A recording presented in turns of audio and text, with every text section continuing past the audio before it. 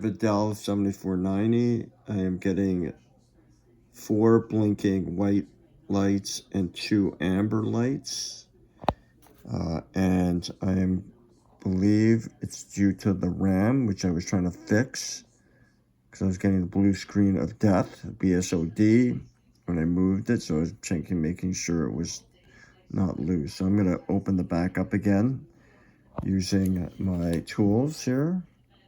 I'm going to open the back up and see what's going on. First thing you do is just unscrew the back. Make sure your computer is off. So I'm just unscrewing these screws. There's 7 of them actually, 3 on each side. It's here, and then 1 in the middle. Open the back up, and you can see here's the RAM right here. I simply just pull these 2 side holders out like this.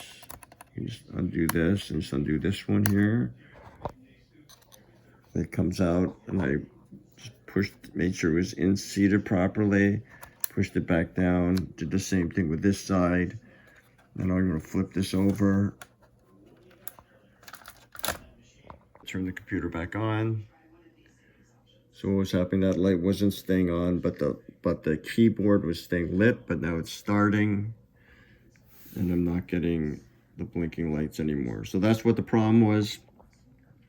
I had to reseat my RAM, and it seems to be working now. Okay, it's booting up.